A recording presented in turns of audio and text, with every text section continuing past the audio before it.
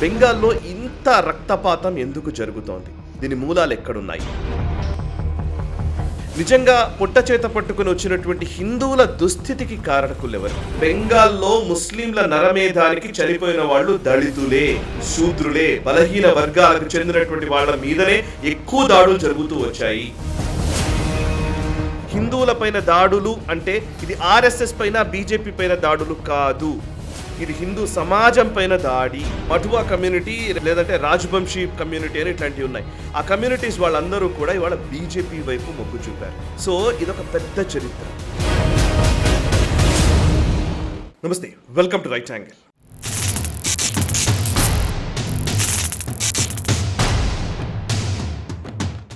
బెంగాల్లో బీజేపీ అద్భుతమైన విజయాన్ని సాధించింది. అక్కడ ఒక కొత్త ముఖ్యమంత్రి ప్రమాణ స్వీకారానికి మరికొన్ని గంటల్లో ఆ వేడుక ప్రారంభం కాబోతోంది. ఇటువంటి సందర్భంలోనే మరొక వైపు హింస కూడా కొనసాగుతోంది.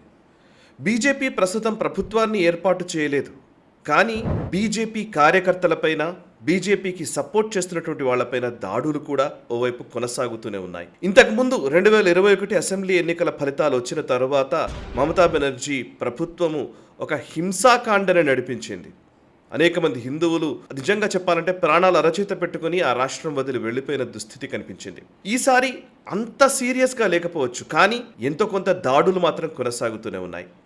అందులో ముఖ్యంగా ఇప్పుడు ముఖ్యమంత్రి అభ్యర్థిగా ఉన్నటువంటి ఒక వ్యక్తి సువేందు అధికారి పిఏ అయినటువంటి చంద్రనాథ్ రథ్ పైన దుండగులు కాల్పులు జరిపారు. అతను అక్కడికక్కడే చనిపోయారు.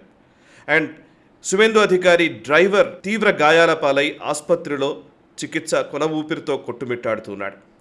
ఇంకొక వైపు ఆర్జీకార్ ఆసుపత్రి రేప్ విక్టిమ్ తల్లిగారైనటువంటి రత్నదేవ్ నాథ్ గారు, ఆమె ఈ అసెంబ్లీ ఎన్నికల్లో విజయం సాధించారు. అయితే ఆమె ఇంటిపైన దుండగులు బాంబు దాడి చేశారు. అందులో 5 బీజేపీ కార్యకర్తలు చనిపోయారు. అక్కడక్కడ సిఆర్పిఎఫ్ జవాన్లపైన కూడా దాడులు జరిగినటువంటి సంఘటనలు కనబడుతున్నాయి.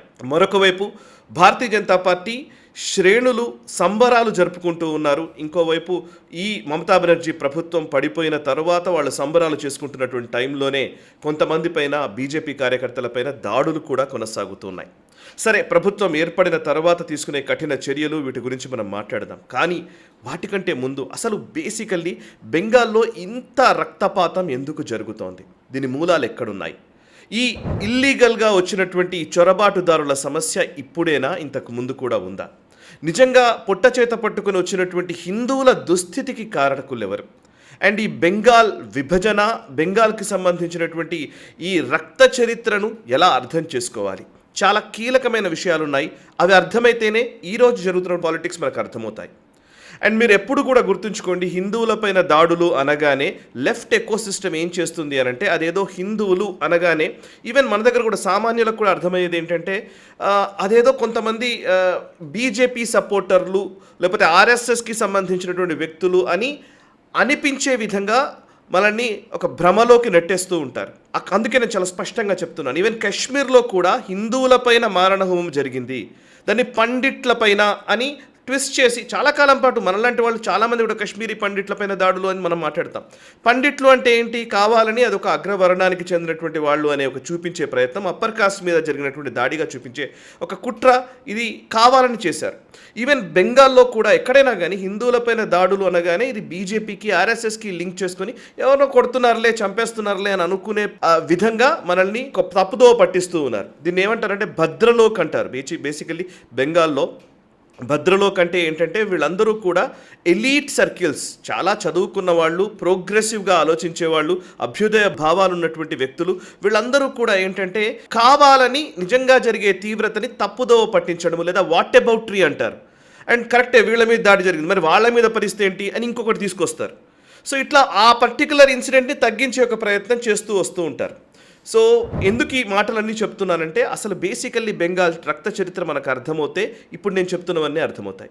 ఈరోజు జరుగుతున్నటువంటి బెంగాల్లో జరుగుతున్నటువంటి దాడులు, ముస్లింలు ముఖ్యంగా బయట దేశాల నుంచి, బంగ్లాదేశ్ నుంచి వచ్చినటువంటి చొరబాటుదారులు చేస్తున్నటువంటి దాడులైనా, మమతా బెనర్జీ చేసిన దాడులైనా, గతంలో ముస్లిం లీగ్ చేసిన దాడులైనా, అంతకుముందు బంగ్లాదేశ్కి సంబంధించి పాకిస్తానీలు చేసినటువంటి దాడులైనా, అందులో సింహభాగం ఎక్కువగా నష్టపోయింది హిందూ సమాజంలోని, నిజానికి చెప్పాలంటే లోవర్ కాస్ట్ వాళ్ళే. దళితులు, అణగారిన వర్గాలు, నామశూద్రులు ఇట్లాంటి వాళ్ళే ఎక్కువ మంది అనేక హింసలకు గురయ్యారు. ఇప్పుడు కూడా జరుగుతున్నది అదే. ఇవాళ సంబరాలు చేసుకుంటున్నది కూడా నిజానికి లోవర్ కాస్ట్ అని చెప్పబడుతున్నటువంటి దళిత సామాజిక వర్గానికి చెందినటువంటి వాళ్ళే చాలామంది సంబరాలు చేసుకుంటారు మమతా బెనర్జీ ప్రభుత్వానికి వ్యతిరేకంగా పడిపోయిన నేపథ్యంలో.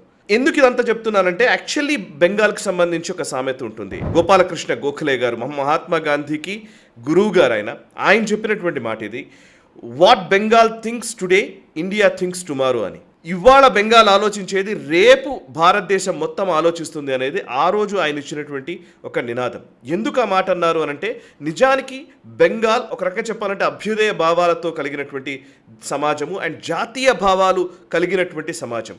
ఇక్కడ నా వెనకాల ఉన్నటువంటి గురువు గారు పరమహంస యోగానంద గారు అదే ప్రాంతానికి చెందినటువంటి వారు, స్వామి వివేకానంద అదే ప్రాంతానికి చెందినవారు, అండ్ రవీంద్రనాథ్ ఠాగూర్ గారు ఆ ప్రాంతానికి చెందినవారే, అరబిందో గారు ఆ ప్రాంతానికి చెందినవారు. ఇట్లా అనేక మంది గురువుల్ని ఇచ్చినటువంటి నేల అది.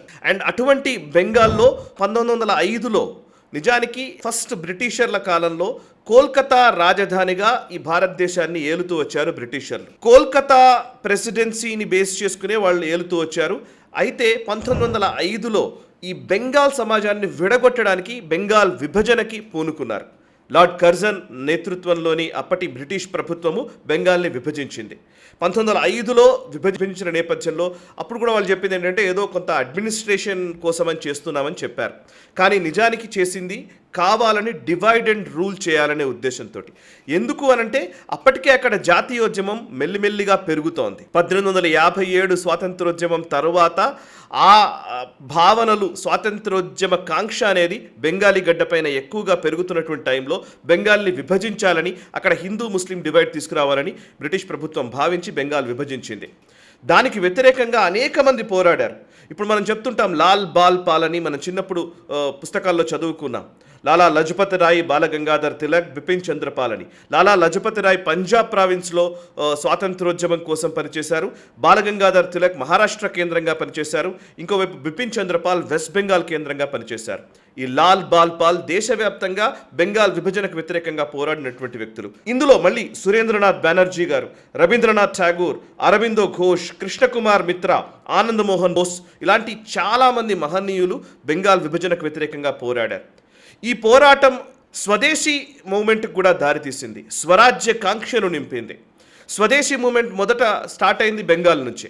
1905 నుంచి 1911 వరకు అదే విధంగా వాళ్ళు ఉద్యమం చేస్తూ ఉండడంతో బ్రిటిష్ ప్రభుత్వం ఎట్టకేలకు దిగొచ్చింది. 1911లో మళ్ళీ బెంగాల్ విభజనను రద్దు చేసింది.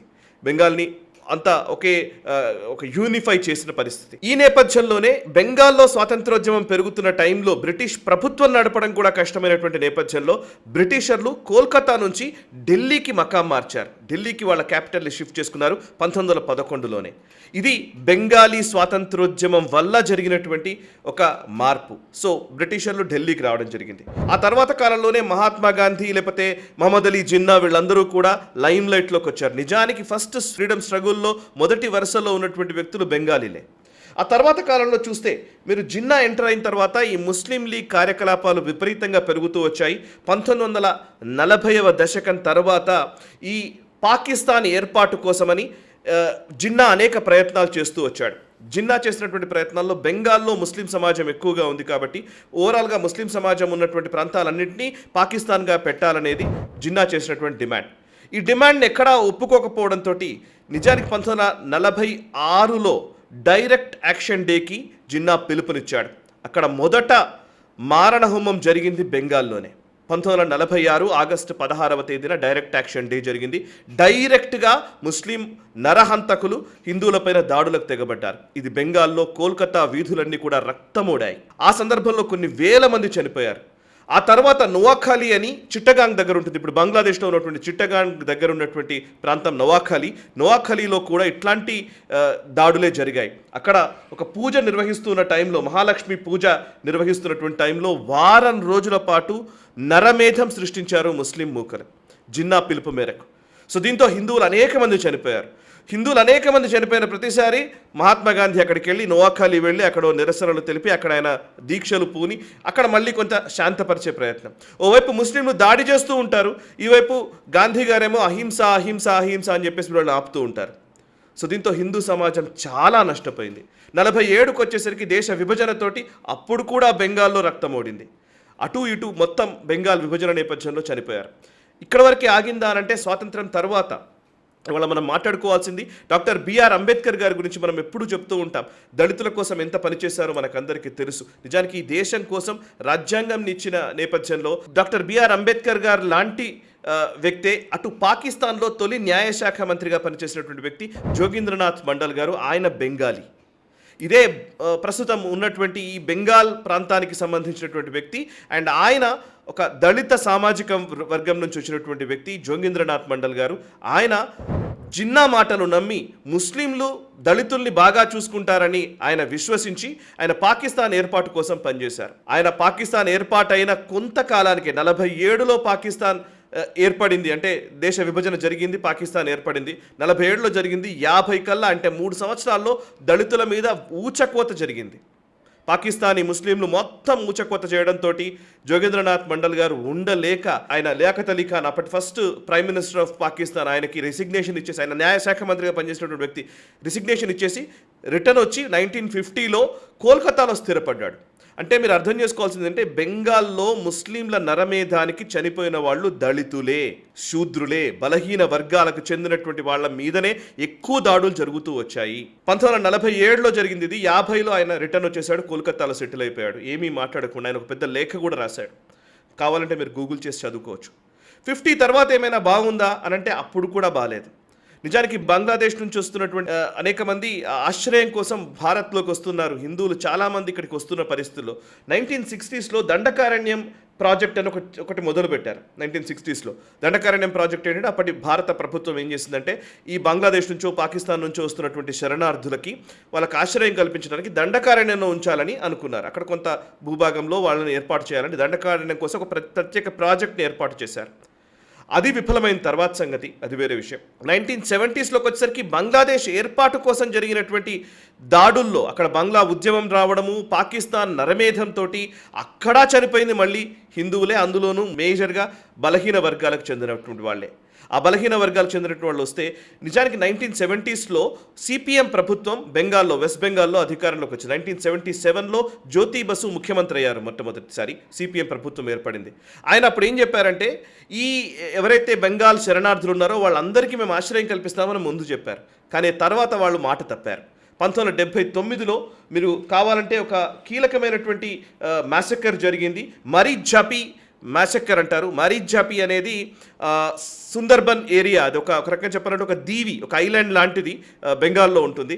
ఆ దీవిలో చాలామంది శరణార్థులు వచ్చి సరే అఫీషియల్గానే వీళ్ళు మాకు ఆశ్రయం ఇవ్వమని చెప్పారు కాబట్టి వాళ్ళు అఫీషియల్గానే అక్కడ ఉంటూ వచ్చారు. చాలా సంవత్సరాలుగా అక్కడ ఉంటున్నారు. వాళ్ళు నివాసం ఉంటుంటే అక్కడ ఉన్నదందరూ కూడా దళితులే, నామశూద్రులు అంటారు వాళ్ళని యాక్చువల్లీ బెంగాలీ భాషలో. దళితులు, దళిత సామాజిక వర్గానికి చెందిన వాళ్ళు.